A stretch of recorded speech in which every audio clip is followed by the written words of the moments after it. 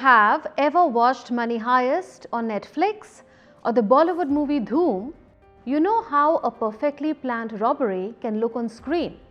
Daredevil thieves, high-speed escapes, and police left searching for clues.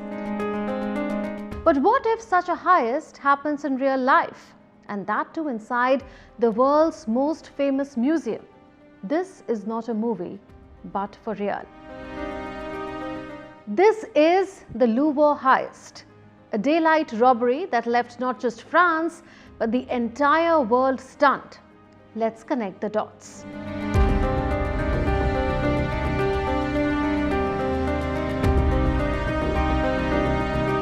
The Louvre in Paris is not just a museum, it is history itself. Built in the 12th century, it was once the home of French kings, and today it is the world's most visited museum, attracting nearly 9 million visitors every year.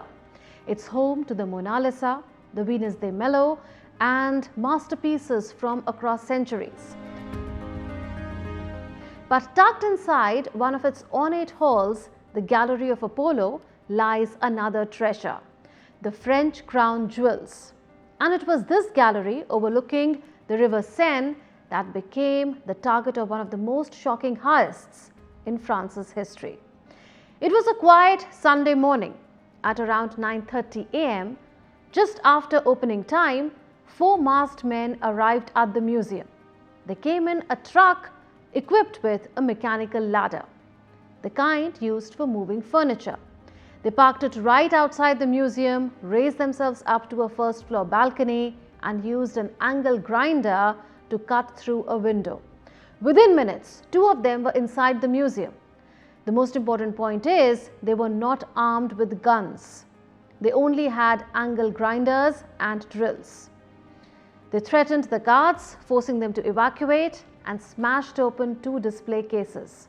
The alarm went off, but the thieves were calm. It means they had rehearsed this.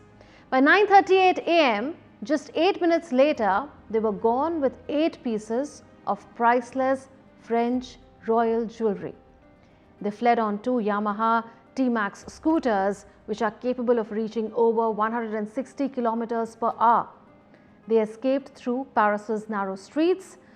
Investigators believe they headed towards A6 highway leading out of the city. Par sa violence, ce vol blesse notre institution dans sa mission la plus profonde. Despite our efforts, despite our daily determined work, they made us fail. 8 objects with immense value in terms of the historical heritage of our country, kept in the historical heart of the Louvre, were taken from us. Patrimonial immense, témoin de l'histoire de notre pays. Now let's see what exactly was taken. The gang had targeted 9 historic jewels.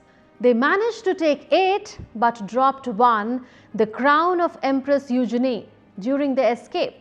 It was later found damaged near the museum entrance. Among the stolen items were a tiara and brooch belonging to Empress Eugenie, who was the wife of Napoleon III, an emerald necklace and earrings from Empress Mary Louise, a sapphire tiara, necklace and single earring from Queen Marie Emily and Queen Hortense, and a reliquary brooch. Each of these pieces is covered with hundreds of diamonds, emeralds and sapphires, together worth an estimated $102 million. But their true value is not just in money. They are part of France's imperial past, symbols of royal heritage. The robbers were quick, professional and quiet. No one was hurt, no shots fired, no chaotic chase. They were in and out in under 10 minutes. Investigators later discovered that 1 in 3 rooms in the targeted area had no CCTV coverage. Suffisamment à l'avance. If you're talking about the weak points, our weakness is that we were not able to spot the arrival of the thieves sufficiently in advance. The weaknesses of the protection of our perimeter is known and identified. The thieves clearly knew the layout, possibly after weeks of study. They knew where to enter, which cases to break, and how much time they had before police could respond. But one clue was left behind: a vest and equipment found at the scene. French police are now analyzing them for DNA evidence. So who could be behind it? It's clear that this was not a random robbery. Experts say only a small circle of professional criminals could pull off something this clean. This was not their first heist. You know, as a normal person, you don't wake up in the morning thinking, I become a burglar. Let's start with the Louvre. These are people, professional thieves. They have done things before, other burglaries. They are very confident and they thought, well, we might get away with this, and they went for it. French police suspect it is the work of an organized crime network. Possibly they have committed similar crimes in the past. The investigation is being led by the BRB, the Brigade de Répression du Banditisme.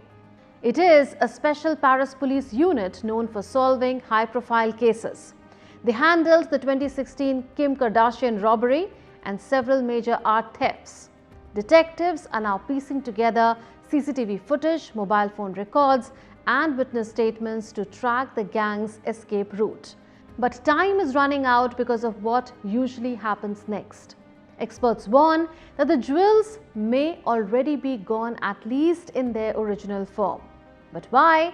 Because unlike famous paintings, jewelry can be broken down. Gold can be melted, stones can be recut into smaller pieces. So they become impossible to trace, and that's what makes jewels such an attractive target. They can be turned into untraceable cash. Police believe the thieves will dismantle the items, sell the pieces through black markets, and possibly smuggle them out of France. Some experts even think the gang had a skilled gem cutter waiting, ready to alter the stones. These pieces, you cannot sell them. They are too well known. They are all around the world now in the newspaper, so they cannot sell them in their entirety. So they have to cut them down. What they probably want to do is to melt down the gold and the silver, and the diamonds, they will be taken apart. They might maybe cut them a little bit, because, you know, if you sell diamonds separately, nobody would know that they are originating from this theft. And once you melt gold, it's very hard to prove that these new gold rings or whatever, wedding rings, originate from Napoleon's jewels, you know. And so that's the way they probably will act. The Louvre Heist is not an isolated case. Europe has seen a rise in museum robberies, and many follow the same pattern. In 2019, thieves broke into Germany's Greenwald Museum in Dresden and stole over 4,000 diamonds worth $124 million. Most were later recovered. In 2020, during the COVID-19 lockdown, Two Laughing Boys by Dutch artist Frans Hals was stolen in the Netherlands. And a century ago, in 1911, the Louvre itself lost the Mona Lisa, stolen by an Italian worker who hid overnight inside the museum. It was recovered 2 years later. But this new heist raises deeper questions about how secure museums really are and whether France's priceless heritage is truly safe. Right now, around 60 investigators are working to track the Louvre gang. Authorities believe the gang studied the site carefully, possibly for weeks. They knew exactly what they wanted and how to get away.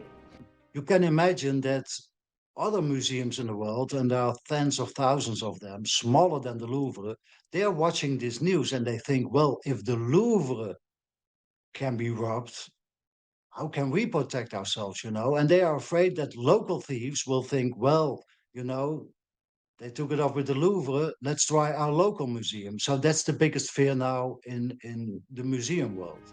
So just like Money Heist or Dhoom, the case had all the ingredients, like speed, precision, and mystery.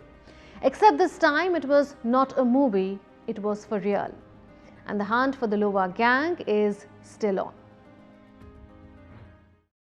That's all in this edition of Connecting the Dots. We'll see you next week with more raging issues. Until then, it's a goodbye from all of us in the Delhi newsroom. This is Munmun Bhattacharya signing off. Take care and stay safe.